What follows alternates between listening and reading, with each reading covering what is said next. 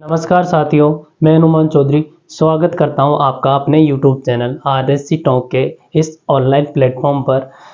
आज हम आपके लिए लेकर आए क्लास 10 के लिए मैथ की क्लास। ठीक है, तुम्हारी बहुत दिन से डिमांड थी कि सर हमें मैथ भी पढ़ाओ।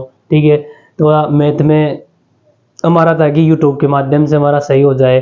ठीक है, तो आज हम आपके लिए मैथ की क्लास लेकर आए हैं। तो आपको आज से मैथ पढ़ाएंगे राकेश सर। तो राकेश सर से आपको मिलवाते हैं। और आगे ये लो राकेश सर।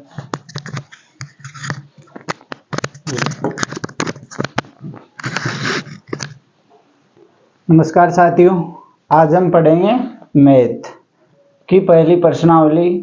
मतलब छोटे छोटे क्वेश्चन, मतलब जो क्वेश्चन बोर्ड में एग्जाम में आ रहे हैं उसके बारे में पढ़ना है। डिटेल से नहीं पढ़ेंगे, मेन जो क्वेश्चन इंपॉर्टेंट जो क्वेश्चन है उसी के बारे में पढ़ेंगे।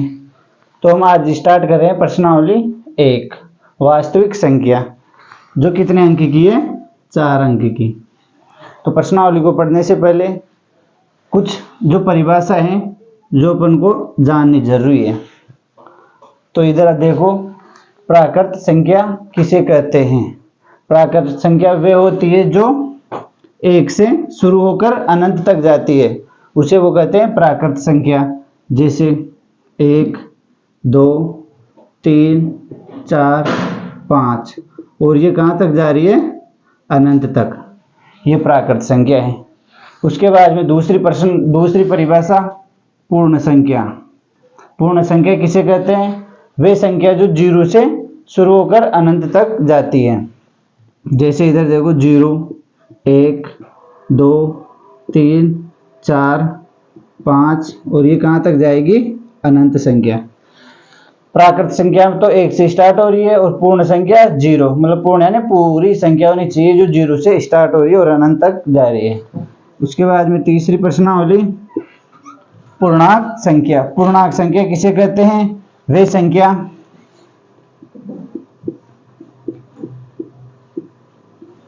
संख्या जिसमें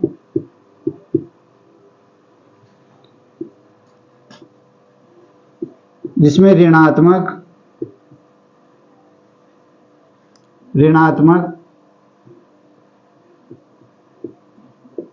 धनात्मक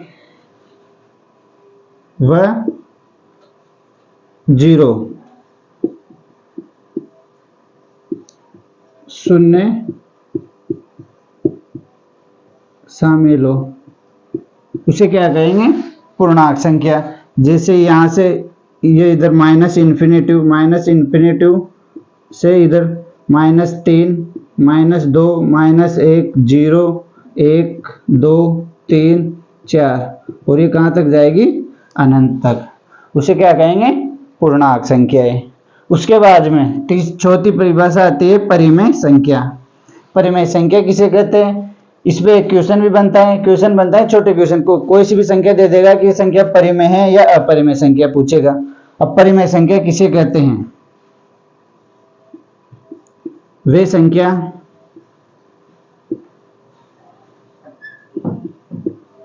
जिसे P/Q के रूप में लिखा जा सकता है।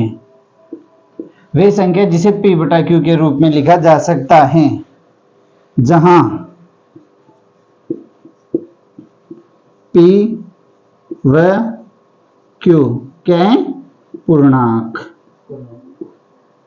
अब पूर्णांक का मतलब है कि संख्या माइनस में भी आ सकती है और प्लस में भी आ सकती है। जहां P व Q पूर्णांक हैं और Q का मान क्या नहीं होना चाहिए? Q not equal to 0। Q का मान क्या नहीं होना चाहिए? 0 नहीं होना चाहिए। उसे क्या कहेंगे? पूर्णांक संख्या। जैसे परिमेय। अब परिमेय का क्या है? एग्जाम्पल देखो, कौन कौन सी संख्या परिमेय है और कौन कौन सी अपरिमेय संख्या है। तो परिमेय संख्या का उदाहरण जैसे 1, 2, 3 आ गई, ये आ गई, इसमें 0 आ गया ना, मतलब P और Q क्या है? पूर्णांक है। तो ये कोई सा पूर्णांक हो सकता है, 1, 2, 0। और आगे इसके बाद में जैसे 5 बटा 7, 6 बटा 2, 0 बटा 1। ये क्या हो गई? परिमेय संख्या है। और परिमेय संख्या जैसे इसके अंदर √4, अब √4 को हम खोलेंगे तो क्या आ जाएगा? 2। ये भी क्या है? परिमेय संख्या। फिर उधर इधर ले लो, जैसे √16, तो इसको क्या लिख सकते हैं? 4। तो ये क्या हो गई? परिमेय संख्या। परिमेय संख्या उसे कहते हैं, मतलब इसका क्या, जैसे ये 0.5 बटा 25, इसका भाग क्या चला जाए, मतलब पूरा पूरा चला जाए, इसको हम वापस परिमेय संख्या में बटा में लिख सकते हैं, क्योंकि यहाँ से इसका पॉइंट हटाएंगे ना, तो ये पॉइंट हटते ही 2 जीरो लग जाएगी। तो जैसे 5 बटा इस 25 को हम ये लिख सकते हैं ना, 525 बटा 100। तो ये क्या हो गया? पी बटा क्यू के रूप में हो गई ना, इसलिए इसको क्या कहेंगे? परिमेय संख्या है 5 बटा 25। अब आगे अगली परिभाषा है अपरिमेय संख्या के बारे में।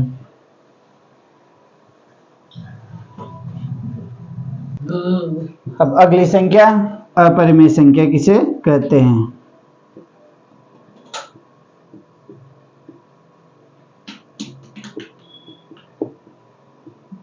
अपरिमेय संख्या। तो अपरिमेय संख्या की परिभाषा, वे संख्या जो परिमेय नहीं है, जो परिमेय में शामिल नहीं होगी वो क्या होगी? अपरिमेय संख्या, या जिसे पी बटा क्यू के रूप में नहीं लिखा जा सकता।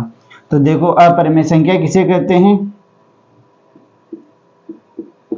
वे संख्या जो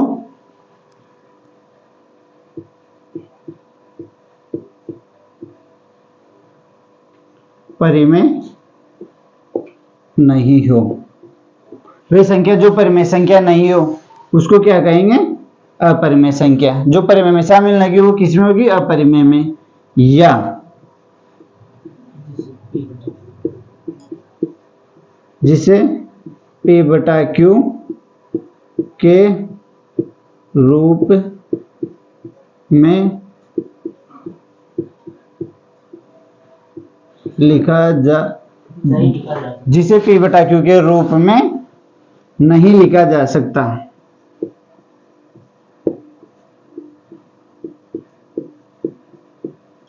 लिखा जा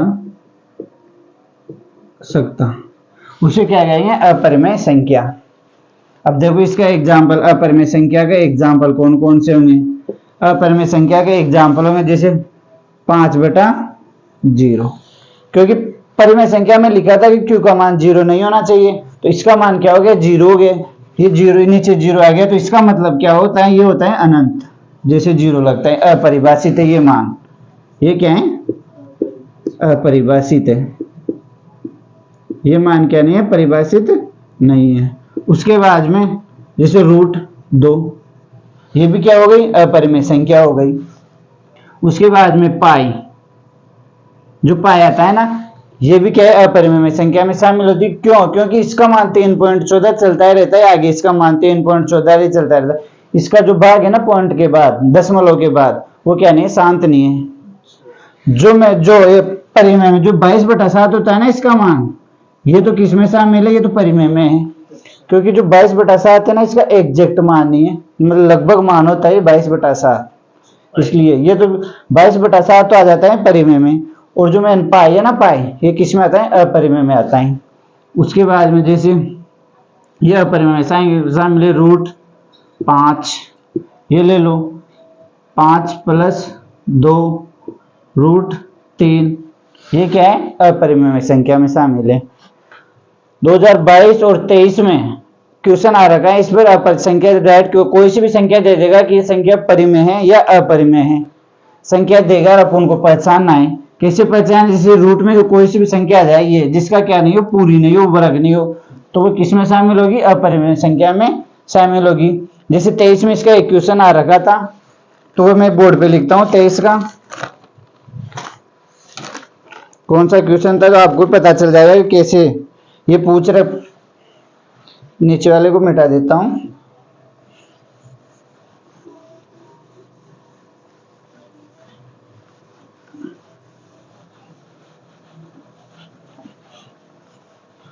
दो 2023 में ये क्वेश्चन आ रखा था,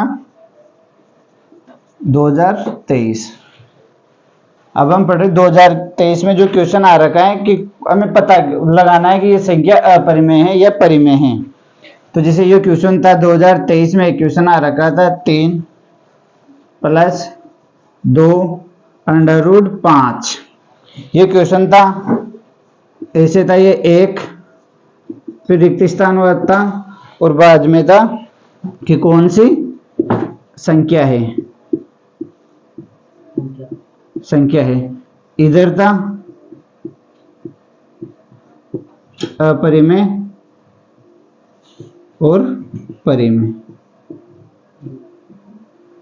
तो ये कब पता होगा? जब परिमेय और अपरिमेय की परिभाषा पता होगी तभी तो इसको कर पाएंगे ना, पर परिमेय संख्या है या अपरिमेय संख्या है। तो ये क्वेश्चन था।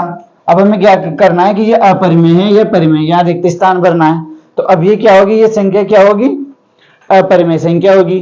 क्यों होगी? क्योंकि इसमें अंडर रूट क्या आ गया? 5 आ गया ना, अंडर रूट 5। इधर कोई सी भी संख्या हो, अगर ये अंडर रूट में संख्या आ रही है ना तो अपरिमेय संख्या है, तो ये अपरिमेय संख्या ही होगी क्योंकि रूट 5 आ गया इसमें। यहाँ कोई सा आ जाता, जैसे रूट 7 आ जाता, रूट 3, कोई सी भी संख्या आ जाती है ना रूट में, अगर एक संख्या रूट में आ गई ना तो पूरा जो मान होगा ना वो क्या होगा? अपरिमेय होगा। तो ये क्या है यहाँ क्वेश्चन? तो अपरिमेय। यहाँ रिक्त स्थान में क्या आ जाएगा? अपरिमेय। कितना सा सवाल है, बस ये करना था। 1 नंबर का क्वेश्चन आता है रिक्त स्थान का, छोटे छोटे। अगर ये परिभाषा याद नहीं होगी, पता नहीं होगा भाई कौन सी संख्या परिमेय है या अपरिमेय, तो कैसे कर पाएंगे इसको? तो ये वाला। फिर दूसरा एक क्वेश्चन और आ रखा था इसमें परिमेय, और दूसरा क्वेश्चन 22 में आ रही है, तो किस में आ जाए? 23 में। अब 22 में आ रखा था क्वेश्चन, पता करना है कि निम्न में से अपरिमेय संख्या ज्ञात करनी है। निम्न में से अपरिमेय संख्या है। ऑप्शन वाला क्वेश्चन था। अब 4 ऑप्शन दे रखा होगा यहाँ पर, जैसे पहला दे दिया 2, दूसरा ऑप्शन दे दिया 2.23, 24 और 25, तीसरा क्वेश्चन दे दिया 2.23, इस पर क्या लग गया? बार। फिर चौथा ऑप्शन था डी 2.23। ये क्वेश्चन दे रखा था 2022 में, क्वेश्चन आ रखा था निम्न में से अपरिमेय संख्या है। अब इन चारों क्वेश्चन ऑप्शन दे रखा है, फर्स्ट, सेकंड, थर्ड और ये 4 ऑप्शन दे रखा है। तो इसमें भरना है कि कौन सा ऑप्शन अपरिमेय संख्या है। अब दो तो क्या है? परिमेय संख्या है। 2 तो परिमेय संख्या में आ गई। उसके बाद में ये और ये संख्या दे रहे, इसका मतलब होता है बार। तो इसको तो हम P/Q के रूप में लिख सकते हैं, क्योंकि हम 9th में पढ़ के आए थे ये वाला क्वेश्चन। तो इसका मतलब होता है बार। तो जो 23 आ रहा है ना कि ये बार बार रिपीट होता जा रहा है, इसको हम P/Q के रूप में लिख देते। 9th में पहली प्रश्नावली का क्वेश्चन था ये, और ये 2.23, इसको भी हम P/Q के रूप में लिख सकते हैं। तो ये भी क्या होगी? परिमेय, क्योंकि पॉइंट हटते नीचे क्या लग जाएगा? 100। इसको भी लिख सकते हैं हम P/Q के रूप में। और ये क्या है? ये चल रहा है, ये अनंत तक जा रहा है। ये अगर कोई सी भी संख्या के ऊपर बार आ जाए तो वो संख्या क्या होगी? परिमेय संख्या हो गई। ऐसे आ गया ना ये, तो ये परिमेय संख्या होगी। और ये आ गया इधर इंफिनिटिव, तो ये क्या आगे तक चलता ही जा रहा है, अनंत तक। इसका भाग है ना जो शांत नहीं हुआ। तो इसमें अपरिमेय संख्या में से कौन सा ऑप्शन है? सेकंड। तो ये अपरिमेय संख्या है, सेकंड। ये 2 क्वेश्चन हर बार ऐसे 1 नंबर का एक क्वेश्चन बनता है। इसमें 4 अंक की है ये प्रश्नावली। अरे एक क्वेश्चन और बनता है इसमें छोटा, 2 तो आते हैं छोटे छोटे, और एक क्वेश्चन आएगा 2 नंबर का। अब प्रश्नावली स्टार्ट करते हैं।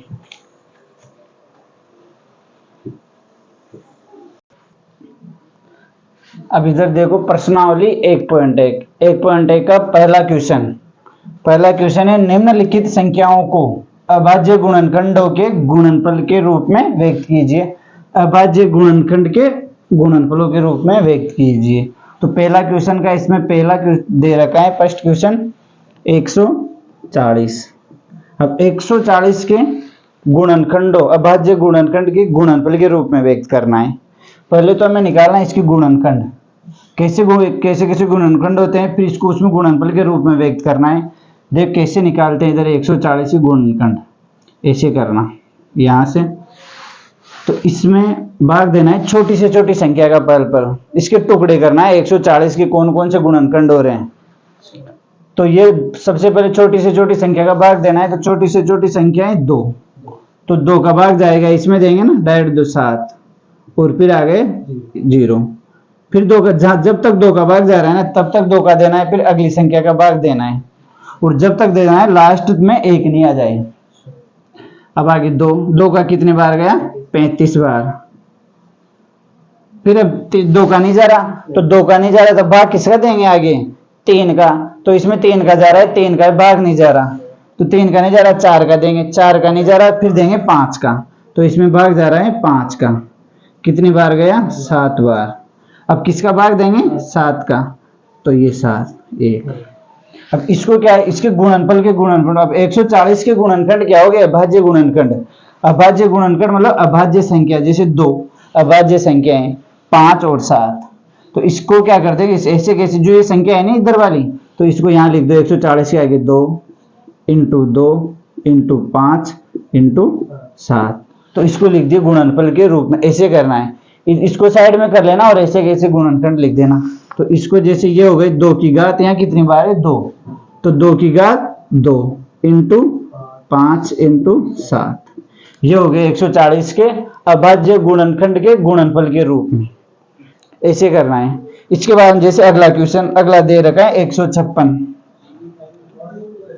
सेकंड का दे रखा है 156। अब ये 156 के इधर साइड में कर लेना, कैसे करना है, ये 156 अब वही ऐसे कैसे जैसे ऐसे 140 का निकाला ना, ऐसे कैसे करना है। अब 156, अब भाग देंगे 2 का, 2 का भाग देंगे तो कितनी बार गए, 7 बार, और ये 8। अब देखो यहाँ 2 का कितना हो 78। अब उसके बाद में फिर 2 का भाग देना है, क्योंकि 2 का भाग जा रहा है ना इसमें, तो 2 2 2 2 4 2 तिया 6 3 बार, 1 बच गए, इधर हो गई 18, फिर कितने हो गए 39 हो गए ना। यहाँ पर 2 का भाग दिया, अब भाग देंगे आगे किसका, 3 का जा रहा है ना इसमें, 3 और 9, तो यहाँ देंगे 3 का भाग, 3 एकम 3 3 दूनी 6 3 तिया 9, 3 बार गया। अब किसका भाग जाएगा, डायरेक्ट 13 का भाग, ये 13।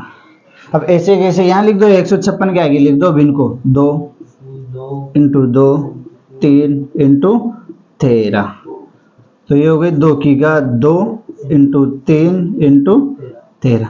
ऐसे करना है, कोई सा भी क्वेश्चन आए ऐसे कैसे करना है, ऐसे निकालना है और इसी गुणनफलों के रूप में व्यक्त करना है।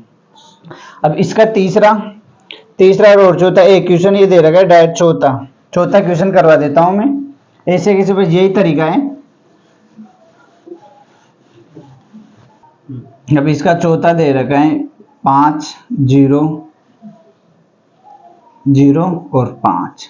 अब इसका करना है गुणनफल, अभाज्य गुणनखंड के गुणनफल के रूप में। इसी का पहला क्वेश्चन का है, चौथा क्वेश्चन है। तो ये यहाँ ऐसे कैसे करना है, जैसे 140 का किया और 156 का किया, पहले इसके क्या कर लो, टुकड़े कर लो। तो अब इसमें किसका भाग जाएगा, 2 का नहीं जा रहा, 3 का भी नहीं जाएगा, डायरेक्ट भाग जाएगा इसमें 5 का, तो 5 एकम 5, 0 ऐसे कैसे, ये 0 ऐसे कैसे, और ये 5 एकम 5। अब आगे इसमें किसका भाग जाएगा, अब इसमें किसका भाग देना है, 5 के बाद में आगे भाग देंगे, इसमें 7 का भाग देंगे, 7 का भाग दो इसमें, 7 एकम 7 एक बार में। यहाँ कितने बच गए, 3 बच गए, यहाँ कितना हो गया 23, 7 चौक 28, यहाँ 2 बच गए, तो यहाँ कितने हो गए 21, 7 या 21, 143 हो गए। अब 143 हो गए यहाँ पर। अब आगे किसका भाग देना है, इसमें 7 का नहीं जा रहा, 7 दूनी 14, भाग नहीं जाएगा 7 का, 8 का नहीं जाएगा, 9 का भी नहीं जा रहा, 4 3 7 1 8, इसका योग क्या नहीं हो रहा, मतलब 3 का भाग जाएगा, जब तो इसमें 3 का भाग जाएगा, तो इसमें भाग जाएगा किसका, 11 का। अब 11 एकम 11 एक बार में, आगे कितने बचे 3, तो यहाँ कितने हो गए 33, 11 या 33। अब आगे भाग जाएगा 13 का, तो 13 एकम 13, ऐसे करना है। अब इसके आगे लिख देंगे 5 गुणा 7 गुणा 11 13, ऐसे करना है। तो ये पहला क्वेश्चन है। पहला क्वेश्चन ऐसे कैसे करना है, इनको अभाज्य गुणनखंडों के गुणनफल के रूप में व्यक्त करना है और ऐसे करना है, बस ये निकाल के ऐसे लिख देना। तो पहला क्वेश्चन कंप्लीट है ये। अब दूसरा क्वेश्चन, अब दूसरा क्वेश्चन है इसका प्रश्नावली 1.1 का कि पूर्णांकों के निम्नलिखित युग्मों के महत्तम समापवर्तक मतलब HCF और लघुत्तम समापवर्तक LCM ज्ञात कीजिए तथा इसकी जांच करना है कि जो दो संख्या दे रखी होगी उसका गुणनफल जो HCF और LCM निकालेंगे ना उसके बराबर होना चाहिए। तो पहला क्वेश्चन दे रखा है इसमें 26 और 91, 26 और 91 का हमें क्या ज्ञात करना है, पहले तो LCM निकालना है, LCM और HCF निकालना है, फिर इसकी जांच करनी है। तो LCM और HCF कैसे निकालेंगे, इधर देखो ये 26 के क्या कर लिए, पहले गुणनखंड करना है इसको, जैसे 140 का गुणनखंड किया था ना, ऐसे कैसे इसका गुणनखंड करना है। तो यहाँ 2 13 दूनी 26, फिर किसका भाग जाएगा डायरेक्ट 13 का, तो 13 एकम 13 एक बार में। इधर निकालो 91, अब 91 का जब HCF निकालेंगे ना HCF, तो HCF में अलग अलग निकालते हैं इसका, और लघुत्तम समापवर्तक निकालते हैं, दोनों का एक साथ निकाल देते हैं। अब ये 91 में किसका भाग जाएगा, 7 का भाग देंगे डायरेक्ट, 3 का नहीं जा रहा, डायरेक्ट जाएगा इसमें 7 का, तो 7 एकम 7, यहाँ बच गए 2, तो 21 हो गया ना, 7 या 21। अब किसका भाग जा रहा है डायरेक्ट 13 का, तो 13 एकम 13, ये क्या हो गए इसके गुणनखंड हो गए 26 और 91 के। अब यहाँ लिख दो 26 और 91, 26 का तो क्या किया आया था 2 इंटू 13 और 91 के 7 इंटू 13, ये आ गया, ये निकाल लिया हमने। अब हमें क्या ज्ञात करना है HCF और LCM, ठीक है। अब HCF कैसे ज्ञात करते हैं, हमने जो फैक्टर ये किया इसके अलग अलग गुणनखंड किया ना, तो इसमें जो मतलब दोनों में कौन सी चीज कॉमन आ रही है, 13 कॉमन आ रहा है दोनों में से, तो 13 कॉमन आए तो इसका HCF क्या हो गया 13 कॉमन आनी चाहिए, मतलब ये एक जोड़ा बन गया ना, ये तो एक जोड़ा बन गया, तो इसमें से एक उठा लो, तो ये क्या हो गया, ये HCF हो गया इसका। अब ज्ञात करेंगे LCM कैसे ज्ञात करते हैं, जैसे ये 26 और ये 91 है, इसका एक साथ कर लेते हैं लघुत्तम समापवर्तक, या आप यहाँ से अगर आपको पता है भाई इसके गुणनखंड कौन कौन से हो रहे हैं, तो यहाँ से ऐसे भी लिख सकते हैं इसको 2 इंटू 7 इंटू 13। अब इसको गुणा करना है, इधर देखो यहाँ जैसे इसमें भाग जा रहा है, किस में भाग जा रहा है 26 का, 26 में 2 का भाग जा रहा है, तो कितने हो गए 13 और ये 91, ऐसे कैसे, फिर किसका भाग जा रहा है 13 में तो नहीं जा रहा, भाग देना 91 में भाग जा रहा है 7 का, अब 7 का भाग 13 में नहीं जा रहा, तो 13 को ऐसे कैसे लिख दो। महत्तम समापवर्तक में तो अलग अलग निकालते हैं, लघुत्तम समापवर्तक में एक साथ निकालते हैं, इसको क्या अलग साइड में कर लेना कॉपी में। अब तो इसका भाग देंगे 7 का 91 में 13 बार, और ये 1 और 1, तो ये आ गया ना। अब इसका LCM क्या होगा, इन सभी को क्या कर लो गुणा कर लो। अब इसको गुणा करेंगे ना, 7 दूनी 14 इंटू 13, तो 14 में 42 42 का 2 हासिल का 4, 14 एकम 14, 14 और 4 18, तो इसके गुणनखंड क्या आ गए 182, इसके गुणनखंड आ गए 182। अब ये आ गया ना, ये तो क्या निकाली हमने इसके लघुत्तम समापवर्तक और महत्तम समापवर्तक ज्ञात कर ली। अब इसकी जांच करना है कि दो संख्याओं का गुणनफल HCF इंटू LCM होता है। अब इसको इधर से इनको तो मिटा दूं,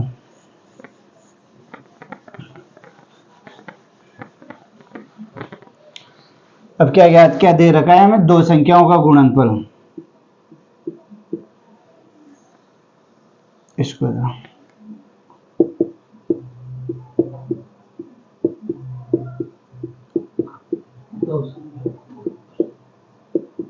दो संख्याओं का गुणनफल बराबर दे रखा है HCF इंटू LCM। अब हमें दो संख्या कौन सी दे रखी है, हमें दो संख्या दे रखी है 26 और 91, इनका गुणनफल ऐसे कैसे लिख दो यहाँ पर 26 और 91, इसका गुणनफल बराबर होगा HCF इंटू LCM। ये जांच करना है कि इधर वाला और इधर वाला दोनों बराबर आना चाहिए। तो 26 इंटू 91 हो गया, और हमें इसका HCF कितना दे रखा है 13 दे दिया। HCF इंटू LCM कितना दे रखा है 182। अब इसको गुणा कर लो और इसको गुणा कर लो, अगर दोनों तरफ बराबर आ रहे हैं ना तो ये क्या होगा, इसकी जांच हो गई, इधर का और इधर का बराबर आ गया। अब इसको गुणा करो, 26 को और 91 को गुणा करेंगे ना तो क्या आएगा, 26 और 91 को गुणा करेंगे ना तो ये आ जाएगा 23 और 66। इसको गुणा करेंगे ना, इस दोनों को गुणा कर लेना, तो ये वाला इधर वाला और इधर वाला बराबर रहना चाहिए। जब इसको और इसको बराबर करेंगे ना तो ये भी आ जाएगा 23 और 66। इनको ऐसे करना है, जांच करना है। पहले तो क्या निकालना है, इसके LCM HCF और LCM ज्ञात करना है, फिर इसकी जांच करनी है। दो संख्या दे रखी होगी और इनका गुणनफल, ये दोनों संख्याओं का गुणनफल क्या होना चाहिए, HCF और इसके बराबर होना चाहिए। तो यहाँ लिख देना लेफ्ट हैंड साइड LHS बराबर RHS,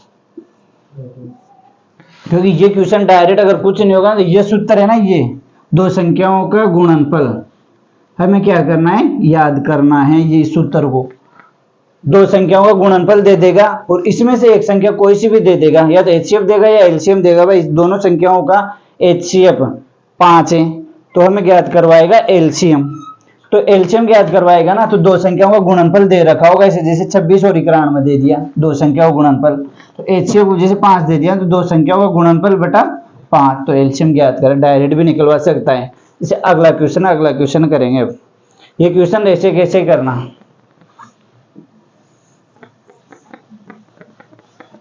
अब दूसरे का सेकंड क्वेश्चन कर रहे हैं स्टार्ट। अब दूसरे का सेकंड कैसे करना, जैसे पहला क्वेश्चन किया ऐसे कैसे सेकंड क्वेश्चन करना है। अब 510 और 92, इस 510 और 92 क्या करना है, फैक्टर, इसको अलग अलग गुणनखंड करना है। इसको ये 510 में गुणा करेंगे तो इसमें किसका भाग जा रहा है, 510 में 2 का भाग जाएगा, तो ये 2 दूनी 4, 1 बच गया, यहाँ कितना हो गए 11, 2 पंजे 10, और फिर 1 बच गया इधर पर, 2 पंजे 10। अब इसमें किसका भाग जा रहा है, इसमें भाग जा रहा है 3 का। अब आगे 3 का भाग देंगे, 3 8 24, 8 बार में क्या 24, 1 इधर बच गया, कितना हो गया यहाँ पर हो गए 15, 3 पंजे 15। अब 85 आ गए। अब 85 में किसका भाग जा रहा है, 5 का भाग जाएगा, क्योंकि लास्ट में कितने हैं इधर 5 आ रहे हैं ना यहाँ पर, तो 5 का भाग जाएगा। अगर लास्ट में 0 और 5 आ जाए ना तो किसका भाग जाएगा, 5 का भाग जाएगा इसमें। तो अब इधर देखो 5 का भाग देना है, 5 एकम 5, 1 बार में कितने बच गए इधर 3, तो यहाँ कितने हो गए 35, 5 7 35। अब 17 में डायरेक्ट 17 का भाग जाएगा, 17 एकम 17। ये तो किसका निकालिए 510 की। अब दूसरी संख्या कौन सी दे रखी है, 92, ये 92 में किसका भाग जा रहा है 2 का, क्योंकि लास्ट में सम संख्या आ रही है तो 2 का भाग जाएगा यहाँ पर। 2 चौके 8, 1 इधर हो गया 12, तो यहाँ कितने हो गए 6, फिर 2 का भाग जा रहा है, फिर कितने बार गया 23 बार। अब 23 में किसका भाग जाएगा, डायरेक्ट 23 का भाग जाएगा, 23 एकम 23।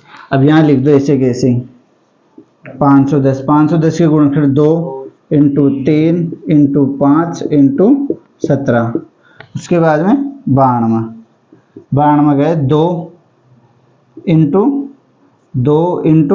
23। अब हमें क्या ज्ञात करना है, HCF और LCM। तो यहाँ HCF और LCM। HCF क्या सिखाया था पहले वाले क्वेश्चन में सिखाया था कि HCF दोनों में से कॉमन आना चाहिए। अब इसमें कितने जोड़े बन रहे, जोड़े बनाओ, एक जोड़ा ये बन गया, ये बन गया, अब कोई और जोड़ा बन ही नहीं रहा, तो इसका जो HCF कितना हो जाएगा 2। एक जो जोड़ा बंदा है उसमें से एक संख्या को उठा लो, एक लेना है उसमें, तो ये क्या हो गया, एचसीएफ आ गया 2। अब निकालना है एलसीएम। एलसीएम ज्ञात करना है। एलसीएम कैसे ज्ञात करना है, ऐसे कैसे, एलसीएम क्या है 510 और 92। अब इसका एक साथ ले लो, 510 और 92 का, 510 और 92 का एक साथ लेंगे तो भाग जाएगा किसका, 2 का। 2 का भाग जाएगा ना, 510 में यहाँ दिया था 2 का भाग, तो कितनी बार गया 2 का इसमें, 255। और 92 में कितनी बार गया, 46 बार। अब इसमें तो नहीं जा रहा 2 का भाग, इसको ऐसे कैसे लिख दिया 555 को, अब 255 को, अब जाएगा 46, 46 में कितनी बार जा रहा है, 23 बार भाग जा रहा है। अब आगे देंगे किसका, अब इसमें किसका भाग जा रहा है, इसमें 3 का भाग जा रहा है ना 255 में, तो 3 का भाग दे दो इसमें, कितनी बार गया 85, ये 23 ऐसे कैसे। फिर इसमें जाएगा 5 का भाग 17 बार, और ये 23 ऐसे कैसे लिख दिया। फिर आगे किसका भाग देना है, 17 का, तो 17 एकम 17, अब 23 ऐसे कैसे, फिर 23 का देना है 1 और ये, जब तक देना है जब तक पूरी संख्या 1 नहीं आ जाए। अब लघुत्तम समाप्रत्यय में ऐसे इनके गुणनखंड लिख दो, 2 to 2 into 3 into 5 into 23। अब इसको गुणा करेंगे ना, तो इसका गुणा कितना है, इसका गुणनफल कितना आया, इसके गुणे करो, इसका गुणनफल आया 23 460। अब इसको गुणा करेंगे तो ये आ गया 23 460, एलसीएम आ गया। तो हमने क्या ज्ञात कर लिया, एचसीएफ और एलसीएम तो ज्ञात कर लिया। अब क्या ज्ञात करना, जांच करनी है कि इसकी जांच करो कि दोनों संख्या दे रखी है 510 और 92, इसका गुणनफल ये एचसीएफ 2 और इसके गुणनफल के बराबर है क्या, अब ये जांच करना है। अब इधर कर रहे हैं जांच।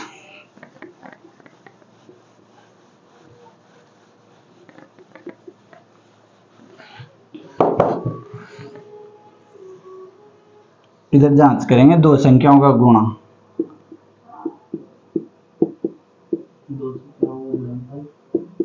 दो संख्याओं का गुणनफल बराबर होगा HCF इंटू LCM। दो संख्या कौन सी दे रखी है, दो संख्या दे रखी है 510 इंटू 92, हो गया ना इनका गुणनफल। और HCF और LCM हमने निकाल लिया। HCF तो कितना आ गया 2 इंटू LCM कितना निकाला था 23 460। अब इसको गुणा करना है और इसको गुणा करना है, अगर दोनों तरफ बराबर आ रहे हैं ना तो क्या हो जाएगा यार, लेफ्ट हैंड साइड और राइट हैंड साइड बराबर है, तो इसका गुणा करेंगे तो कितना आएगा, इसको गुणा करेंगे ना तो 46 920 बराबर। अब इसको भी गुणा करेंगे ना तो 46 920 आएंगे, 46 920। यहां लिख देना LHS बराबर RHS। ये क्वेश्चन हो गया। दूसरा क्वेश्चन हो गया। अब इसका जो तीसरा क्वेश्चन है ना, तीसरा क्वेश्चन ये दे रखा है। अब तीसरे क्वेश्चन को आप करोगे, आप करके कमेंट में आंसर लिखना। तो देखो तीसरा क्वेश्चन किसका दे रखा है, तीसरा क्वेश्चन 336 और 54।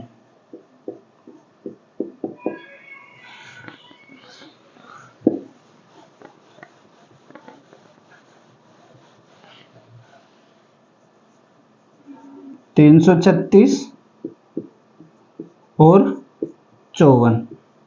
इसका आंसर ऐसे कैसे करके आप क्या कब इसका आंसर लिखना कमेंट में, HCF कितना आ रहा और LCM कितना आ रहा, ये ज्ञात करना है। आप ये लिख देना HCF और LCM निकालना, बस इसमें इसका आंसर कितना आ रहा है। तो आप कमेंट में आंसर करना, दोनों का लिखे भाई HCF कितना आ रहा है, LCM आ रहा है। और आज की क्लास हम यहीं पे समाप्त कर रहे हैं। अच्छी लगी तो लाइक करना, शेयर करना। थैंक यू, धन्यवाद।